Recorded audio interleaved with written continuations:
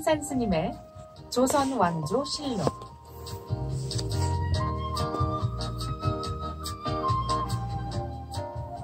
이 시간 황용사 주지 황산스님과 함께합니다. 반갑습니다. 10월 초 3일날 조선왕조 실록 공부하는 날입니다. 10월 초 3일 양력으로는 이제 10월이 다 가고 곧 11월이 오죠. 이때쯤 되면 드디어 겨울이 옵니다. 겨울이 오고 있어요. 얼마 안 있으면 겨울이 옵니다. 혹독한 추위가 찾아와요. 눈이 내리고 얼음이 얼고 곡식이 더 이상 열리질 않아요. 곡식은 어디다 저장해 놓고 묻어 놓고 그걸 찾으려면 쉽지가 않죠. 겨울은 혹독해요. 지금에야 이제 과학이 발달이 돼서 또 이렇게 농업이 발달이 돼서 또 저장술이 발달이 돼서 그런 걱정을 안 합니다만 예전은 달렸죠. 그리고 겨울이라는 것은 또 상징적인 의미이기도 해요. 어려움, 괴로움, 추위, 혹독, 뭐 이렇게 힘든 일에 빠지다, 나쁜 일이 생기다, 뭐 이렇게 고난의 세월이다 이런 거잖아요. 그럼 이 사람이 고난의 세월이 다가온다, 어떤 사건 사고가 다가온다, 긴 터널이 이제 다가온다, 이럴 때 준비하는 게 있어야 되겠죠. 그게 이제 가을이 아니겠습니까?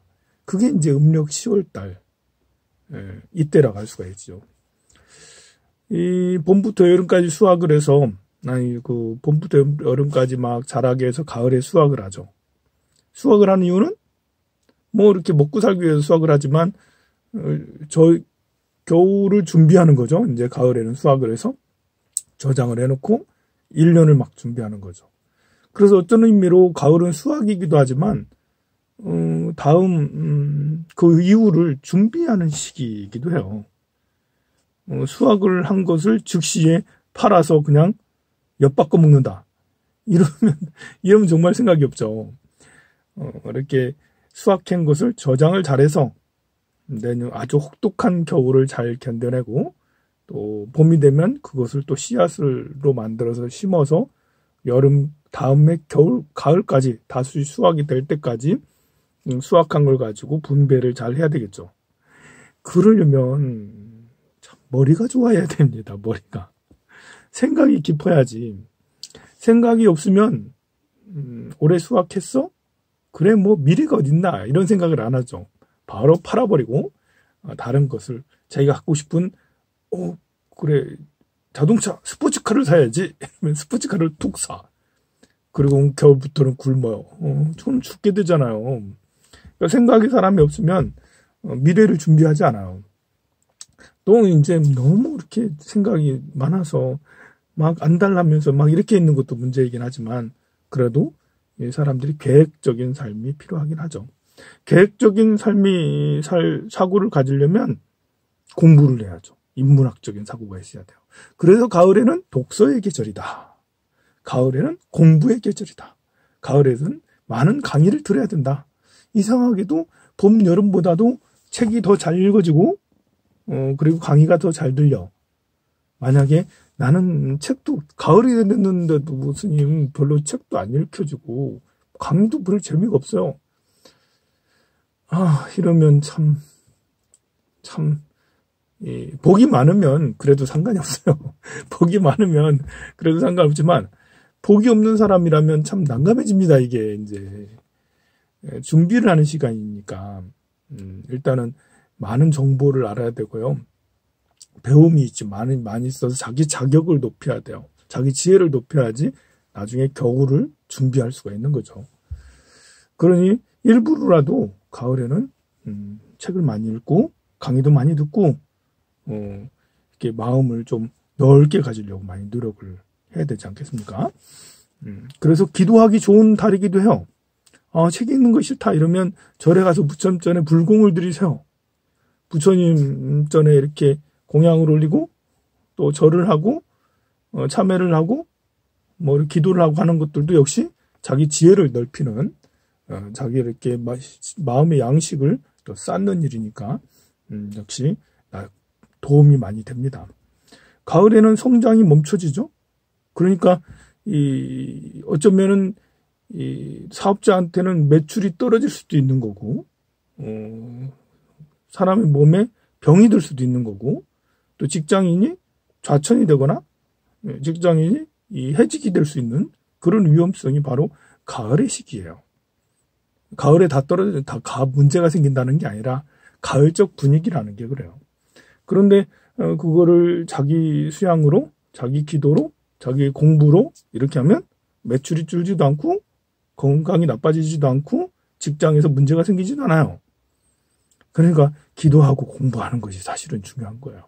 그래서 오늘은 역사 속의 인물, 역사 속의 삶은 어떤 삶을 살았나 라는 그것을 비추어 보고 현재를 생각을 해봐야 되겠습니다. 조선왕조실록 중에 영조 이야기를 하고 있어요. 영조는 1724년에 등극해서 1776년에 돌아가셔서 거의 52년, 53년 동안을 왕위를 누렸던, 왕이 되었던 그런 조선 최장수왕, 나이도 최고 오래 살았고 83세, 83세까지 살았고, 그리고 최장기간 이제 이렇게 근무를 하셨어요. 왕이 되셨어요. 그 왕은 이상하게도 왕의 계보로서 쭉 내려오는 적장자는 아니었고요. 심지어 후궁의 이제 이렇게 정비 출신이 아니고요. 후궁 출신도 아니고요. 무술이 출신이었어요. 지난 시간에도 얘기했지만 기도가 정조를 만들다. 이제 이렇게 기도해서 숙종 대왕이 스님에게 기도를 부탁을 해서, 그래서 이제 이상하게도 기도하는 여인을 만났죠. 본인의 이렇게 본래 인현왕후의 이제 빨래 빠는 무술이었는데 인현왕후가 궁 밖으로 쫓겨나자 생일날에 생일상을 차려놓고 기도를 열심히 했던 그 무술이가 너무 마음에 들어서, 그래서 합방을 했던, 그래서 태어난 분이 바로 영조가 되었다. 그런데 왕이 되기 전에 숙종에 이제 이렇게 다른 아들이 있었어요. 경종이죠. 근데 경종이 4년 만에 죽어요. 간장게장 드시고 죽었다. 돌아가셨다. 간장게장 먹고 돌아가신 왕이 있었다라는 말은 들어봤죠. 그것이 이제 독살설이 영조 생애 50여 년 동안 왕위에 있을 때 계속 뒷꼬리표가 붙었어요. 그래서 영조를 왜 이제 왕을 반하는 왕의 반대파가 있기 마련이잖아요. 그냥 왕이 정해졌으면 왕을 따르면 될 것인데 이상하게 또 다른 줄을 대는 사람들이 있어요. 보면 영조를 거부하는 사람들. 영조가 즉위한 지 얼마 되지도 않았어. 즉위한 지 이제 막 1년, 2년 막 되었을 때 반대파가 이제 나타나는 거예요. 1728년에 이인자의 난이 나는데요.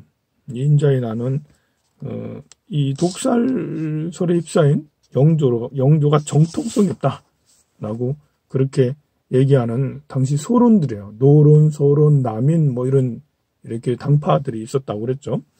당시에 이제 노론들이 정권을 장악하고 있었는데 소론의 사람들이 정권에 좀 밖에 있어서 그런지 이렇게 그 왕을 지지하지 않고 다른 사람을 올렸으면 좋겠다 이런 생각을 했어요. 그래서 1728년에 영조 주기 4년 만에 일어난 일입니다. 이 소론의 강경파들이 강경파들이 서로 연합을 해서 난을 일으키는데요.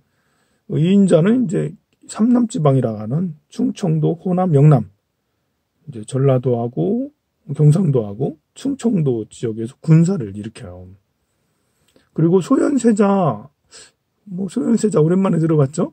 소현세자의 증손자인 밀풍군, 참 이제 촌수가 많이 소현세자는 한참 올라가게 되는데 소현세자가 언제적 인물이에요. 벌써 한 100년, 200년 한참 됐습니다. 그 증손자인 밀풍군 이탄을 왕으로 세우고자 그렇게 해요. 정통성이 많이 떨어지는 것 같은데 어째 그쪽으로 소현세자도 자기 아버지에 의해서 거의 뭐 아버지가 죽였다라고는 공식적이지 않지만 거의 의심되는 아버지에게 미움받았던 그런 세자가 소현세자였는데 증손주인 이탄을 왕으로 세우고자 했다고 그래요.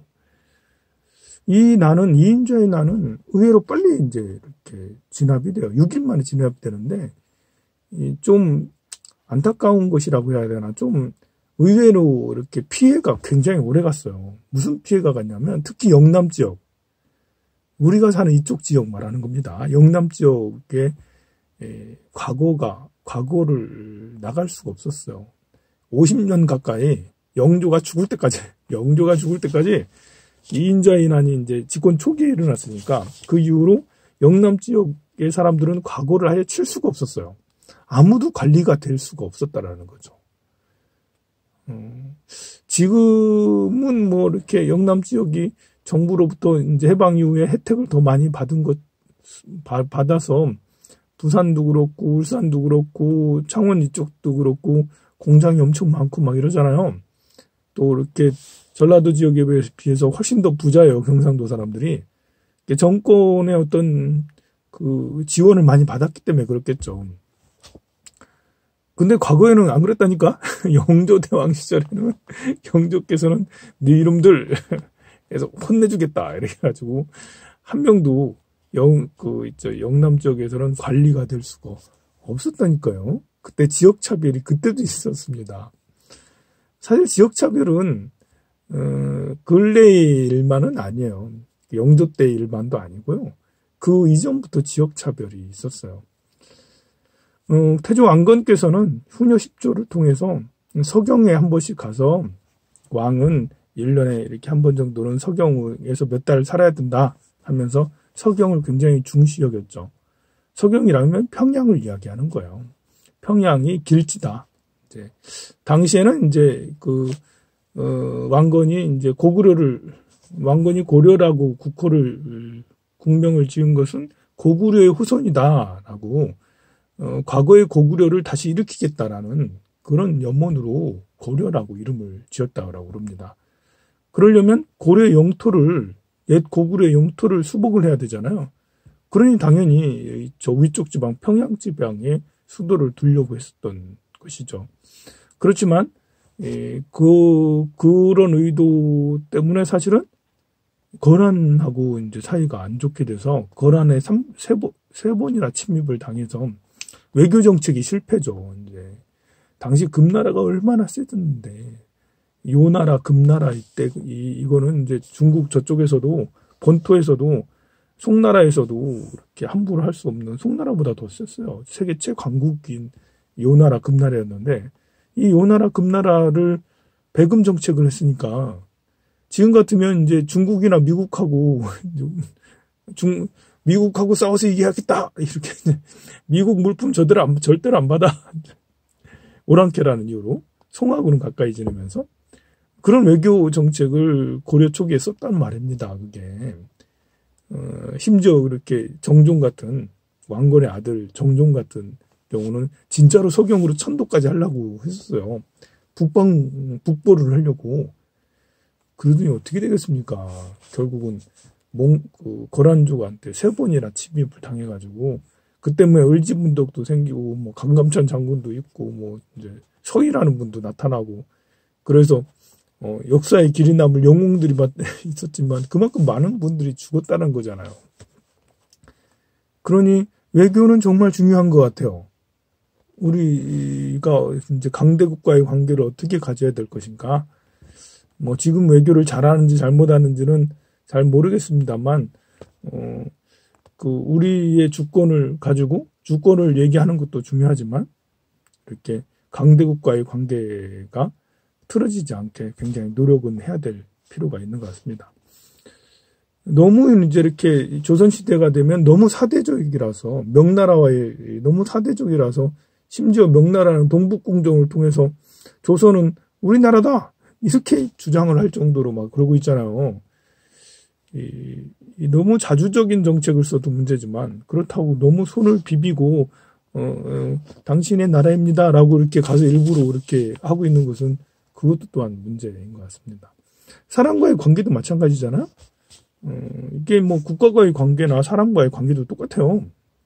사람과의 관계도 강한 사람하고 늘 빌붙어 사는 것도 문제지만 강한 사람을 배척하는 것도 문제예요. 회사에 들어갔으면 회사 상관에게 사장님에게 인사도 잘하고 굳이 잘 보여야 될 필요는 없지만 그래도 좋은 관계를 유지하는 건 좋잖아요. 그게 비굴한 건 아니거든요. 이렇게 성공한 사람 대접해 주는 거야 뭐 나쁘지 않죠. 그렇지만 내가 그러려고 이 회사에 들어왔나? 째째해서 고개 안 숙여. 후배한테는 잘해주면서 사장한테는 뻣뻣하게 이렇게 하시는 분이 있어요. 그런 분은 회사에 오래 못 다니죠. 그런 분은 이제 자연인이 되는 게 좋아요. 시골에 가셔서 농사 지으면 이렇게 아무도 이렇게 타치하는 사람 없으니까 그렇게 시골에 가서 자연인이 되는 이렇게 되거나 아니면 자영업자 하시면 돼요. 내가 직접 차리면 됩니다. 내가 직접 차리면. 그래, 이제, 영남 지역에 그런, 항상 50년 가까이나 과거에 나갈 수 없는 그런 안타까운 일이 생겼어요. 사실, 이 조선이란 나라는 문인들을 귀하게 여기고, 무인들이나 상인들을, 특히 상인들을 천하게 여겼기 때문에, 일자리가 별로 없었어요, 일자리가. 농업, 그리고 관리. 그밖에 없잖아요. 일자리가. 상업은 최소한. 특히 양반들은 상업을 하면 상놈처럼 이렇게 생각을 해서 양반들은 상업을 거의 하지 않고 그냥 토지, 정계에 진출해서 토지를 이제 이렇게 국가에서 하사받고 그래서 노비들을 통해서 이제 아니면 소장농을 통해서 농사를 짓게 하는 이것이 거의 전부였어요. 그러다 보니까 관리도 몇 명 없어요. 생각을 해봅시다. 우리가 이제 지금이야 이제 이렇게 동사무소 가면 동사무소하고 이렇게 구청 가면 직원이 얼마나 많아요. 세상에 울산만 해도 그 구청하고 동사무소하고 시청하고 수천 명, 만 명도 더 될 것 같네요. 그죠? 울산만 해도 수만 명 될 것 같아요. 당시에는 안 그렇습니다. 당시에는 이렇게 그 관리들이 그렇게 안 많았어요. 그러니 그 전국에서 이렇게 그 과거를 시험 봐서 이제 합격을 해서 뭐 지방의 목사가 되거나 아니면 뭐 이렇게 그 무슨 판서가 되고 영의정 이렇게 삼정승이 되고 이런 사람들은 정말 몇 프로 되지 않았다는 것이죠. 그러니까 그 전국에서 수만 명이 이렇게 과거를 보겠다고 올라오면 뽑히는 사람은 몇 명 되지 않아. 정말 불행한 일입니다. 이제 국가적인 불행이에요. 지금도 25만 명, 30만 명이 지금 고시원에 앉아가지고 그 공무원 되겠다고 공무원 준비하고 있잖아요. 이거는 이제 그때나 지금이나 오히려 지금이 조금 더 문이 더 많죠. 그때는 더 문이 좁았어요. 그래서 나중에 조선 후기가 되면 어떤 현상이 벌어지냐면 조선 정기는 그래도 지방에서도 열심히 공부해가지고 개천에서 용나겠다고 과거를 보러 가요. 근데 조선 후기가 되면 지방 사람들은 아예 과거를 포기해요. 경기도 지역의 사람들만 과거 보고 지방 사람들은 과거를 보지 않고 그냥 지방에서는 그냥 우리가 선대부터 물려받은 땅 이렇게 가지고 그렇게 살겠다. 뭐 지방에서 호족처럼 그렇게 있겠다라고 그렇게 하고 겨우 해봐야 진사 뭐 이렇게 지방에서는 그렇게 되죠. 지역 차별이 그렇게 보면 수도권과 이렇게 그 지방의 차이가 굉장히 컸죠. 그리고 이제 조선 도려 말이나 이런 때는 이제 변방 조선 시대도 마찬가지고 저쪽 변방지방 함경도 지방이라 이런 데는 정말 그 요즘에 이제 경상도 전라도 차별도 아니에요. 그 위쪽 사람들은 훨씬 더 차별을 많이 받았죠. 평양 이후 이쪽 위쪽 지방들은 차별을 정말 많이 받았어요. 나라가 이제 균등하고 평등해야 사실 이 국민들도 행복 지수가 높아지고 그 국가의 이렇게 성장률도 도와주고 그러는데, 나라가 불평등하게 느끼고 그러면 일부 사람들이 권력을 독점하게 되고 재물을 독점하게 되고 이렇게 모든 것을 독점하게 되죠. 그걸 보고 독재 시대라고 할 수가 있겠죠. 그러면 모두 다 의욕이 저하돼서 일도 제대로 안 하고 행복하지도 않고 이렇게 되게 됩니다. 영남 지역이 이렇게 어려웠던 시절이 있었다.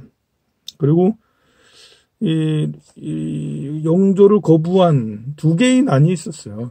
첫 번째는 이인자의 난이고, 두 번째는 난이기보다는 이 벽서, 괴서, 벽보, 대자보가 이제 붙었는데, 역시 이제 이렇게 독살설과, 심지어는 영조는 숙종의 아들이 아니다. 숙종이 사랑했던 무수리의 아들이었잖아요. 근데 심지어는 숙종의 아들이 아니다라고 대자보가 막 붙고, 그렇게 벽서가 붙고 하니까, 그걸 누가 붙였냐 해가지고 이제 착출해서 많은 사람이 죽게 됐어요. 이런 문제가 자꾸 되니까 영조는 천의소감이라는 책을 지어서 이렇게 본인이 이렇게 그 왕이 되기 이전부터 경종 때부터 그때까지 한 30년 동안에 어떤 일들을 있었는지 스스로 이제 자기가 집권할 동안에 어떤 일을 했다라고 실적을 자랑하는 그런 책도 이제 발간하고 막 그랬죠. 영조는 52년 동안 많은 정책들을 나름 이제 업적들이 있어요.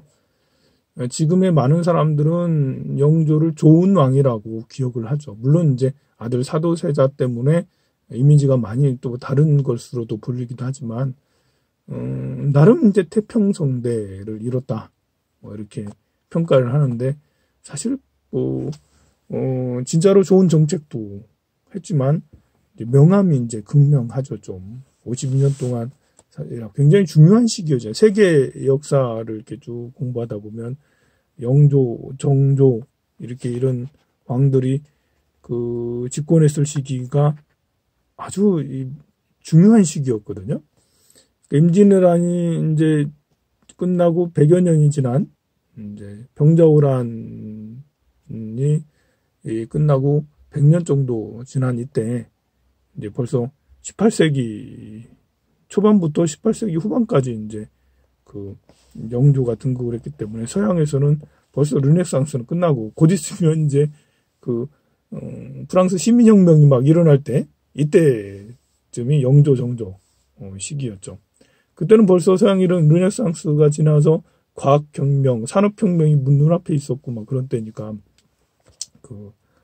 확실히 좀 세계 역사를 보면 참 아쉬운 게 많아요. 그럼 영조는 어떤 업적이 있었냐? 바로 이제 균역법을 실시했다라고 그래요. 1750년이니까 한 25년 정도 지나서 지배한 지 왕이 된 지 25년 정도 지나서 균역법을 실시했다라고 그래요. 균역법이란 것은 이제 조세 제도인데요. 군에 가도록 모두 다 이렇게 16살부터 60살까지는 모두 다 군에 가게 했어요. 근데 군 면제처럼 이렇게 해가지고 군포 비단 2피를 내면 그러면 이제 그 군에 안 가게 이렇게 했어요. 이것이 이제 국가 재정에 큰 힘이 됐죠. 세금이라는 것이 이제 국가 재정, 국정 운영 자금이니까. 그런데 이것을 전체적으로 막 줄여서 세필 내던 것을 2필 내던 것을 1필로 줄였다라는 것이에요. 그러니까 국민 백성들을 위해서 애민 정치를 한 건 맞죠. 그리고 이제 그렇게 해서 국민들의 세금 부담을 많이 줄였고요. 대신에 이제 지주들에게 결작이라고 해가지고 토지 부가세를 더 많이 내게 했어요. 그러니까 이제 또 왕족에게 주던 이제 어염세나 선박이나 어염세 이런 것들을 국고로 환수했죠. 그러니까 부자 감세 아닌지 부자 증세, 부자들에게 증세를 했던 왕이 영조라고 할 수가 있겠죠. 사실 왕권이 강하지 않으면 부자 증세하기가 어려워요. 우리 서민들 입장에서는 부자 증세하면 굉장히 고소할 텐데 왜 정부에서는 부자 증세를 안 할까요? 우리 서민들 입장에서는 국회의원들께서 받는 연봉이 그렇게 많다는 이 거의 뭐 억대 연봉이라고 하는 것 같은데 그것이 정말 기분 나쁘잖아요. 별로 일하는 것 같지도 않은데 얘는 뭐 이렇게 제가 그 전에 총무원에 이렇게 가보니까 우리가 볼 때 총무원에서 근무하시는 분들은 놀고 먹는 것 같아 이런 느낌이었는데 또 총무원에서 계시는 분은 그 일주일 내내 얼마나 고생한다고요 이러면서 정말 업무량이 많아요 이러면서 우리가 생각할 때 국회의원도 똑같은 것 같아. 무슨 일하는 것 같지 않은데 근데 무슨 연봉이 그렇게 많아? 국회의원 연봉을 최저임금으로 촥 줄여주면 최저임금이 확 올라갈 텐데 이러면서 시민들은 그런 생각들을 많이 하게 되죠. 근데 꿈 같은 일이죠. 지금 보세요. 이렇게 부자 증세가 서민들 입장에서는 당연한 거지. 뭐 부자가 괜히 부자 됐나? 서민들이 많이 도와줬기 때문에 부자가 된 거 아니야? 하면서 공장의 사장이라든지 자영업의 사장이라든지 아니면 뭐 이렇게 연봉이 많은 사람이라든지 사실은 모두 다 주변의 사람들의 희생 내지 도움이 있었기 때문에 본인들이 연봉이 많아지고 사업이 잘 되고 하는 거였으니까 당연히 사업 잘 되고 돈이 많아지면 세금을 더 내주시는 게 당연하죠. 그럼 저희들이 존경해드리겠습니다. 이제 돈 많으신 분들 세금 많이 내드리면 저희들이 존경할게요. 이렇게도 할 수 있는데 그런데 그게 거의 불가능한가 봐요. 기득권층 법을 만들고 세금을 내게 하고 징수하고 이런 사람들이 아무래도 부자인가 봐요. 법을 만들고 집행하고 뭐 이렇게 하는 사람들이 부자이니 부자 아닐 수도 있겠지만 부자인 것 같아요. 그러니까 그런 법을 안 만들게 되겠죠. 근데 영조는 그것을 해냈어요. 너무 어려운 일이잖아요. 그러니 이것이 영조의 업적이라고 할 수도 있겠죠. 영조는 국민들의 이렇게 불편함을 해소해 주려고 하는 것이 있는데 그 중에 이제 가채라는 게 있어요. 가채가 뭐냐면 여러분들 사극 같은 걸 보면 이렇게 머리카락이 엄청 이렇게 둘둘둘둘 말아가지고 머리 위에다 올리는 거 있잖아요. 이게 이제 사실 그 머리를 길어서 그렇게 한 게 아니에요. 머리를 길어서 막 둘둘 말아가지고 막 이렇게 꼬고 비녀를 꽂고 뭐 이렇게 한 게 아니고요. 머리카락을 사가지고 붙인 거예요. 그래서 가채인 거예요. 가채. 가짜 이제 가짜 머리카락이에요. 가채예요. 그게 이제 얼마나 많이 이렇게 또 얹었던지 심지어 그 결혼하고 이제 인사드린다고 이렇게 가서 하다가 절하다가 이렇게 가채를 이렇게 해가지고 목이 불어가지고 죽은 사건도 있었어요. 실제로. 실화입니다. 실제로 가채를 둘러쓰고 있다가 절하다가 목이 부러져가지고 돌아가신 분도 있었다니까요. 그러니 조선사회에 그런 때도 있었구나 하면서 여성들이 부귀 영화를 누리는 여성들은 가채를 만들어가지고 그거를 머리에다 이렇게 이고 있었으니 야, 참 그게 무슨 멋일까? 세상에는 참 신기한 게 많아요. 중국에는 이쁜 발이라고 해가지고 발의 크기가 너무 작은 점점 작은 것이 유행이 돼가지고 나중에 이제 이렇게 아주 기형이 돼서 나중에 걷지도 못할 정도로 발이 작게 만드는 그런 것이 유행을 했었으니까 그게 뭐 미의 기준이라고? 당시에는 그게 미녀라고 그랬다니까요. 양귀비가 뚱뚱했다잖아요. 지금 나오면은 어휴 저 뚱땡이 이러면서 이제 조롱받을 텐데요. 옛날에는 그게 귀부인의 미인의 그런 것이었다고요. 가채도 이게 비정상이잖아요. 그런데 그게 좋다고 그랬답니다. 그것을 1756년에 영조가 금지시켜요. 그 사극에 보면 영조 이후의 사극인데 가채를 해서 똘똘똘 말아가지고 있다 이러면 이제 이렇게 그 작가가 뭘 모르고 영조 이전에는 그런 그 부귀 영화를 누리는 여인들이 그렇게 하는 것이 당연한 건데 영조 이후에는 그렇게 하지 않았다고 합니다. 궁중 여인들이 그렇게 하지 않았대요. 영조는 금주령을 내렸어요. 거의 50년 넘게 술을 못 마시게 했어요. 지방의 어떤 수령 방백이 윤규현이라는 사람이라고요. 어떤 이제 관리예요. 종이품이니까 이제 이렇게 남도 병마 절도사였는데요. 오늘날로 지금 차관급 정도 돼요. 이 차관급이란 사람이 술을 마셨어요. 그래가지고 그걸 발각이 돼가지고 영조가 직접 형을 내렸다니까요. 직접 사형을 내렸고 이렇게 숭례문까지 직접 왕이 행차 가서 사형 내리는 걸 지켜봤어. 또 이를 반대하는 사람 모두 다 파직시켰어요. 왜 이제 그 정도 차관급이나 되는 사람이니까 옹호해주는 사람이 있을 거 아니에요. 그 사람들도 다 파직을 시켰을 정도로 술을 금지시켰던 왕이기도 합니다. 정말 신기하고 놀랍죠? 옛날을 돌이켜보면서 오늘날을 생각을 하면 오늘날 어떻게 말과 행동을 해야 될까 충분히 짐작이 가리라 생각합니다. 이 가을날 책도 많이 읽으시고 공부를 많이 하세요. 성불하시기도 하고요. 감사합니다.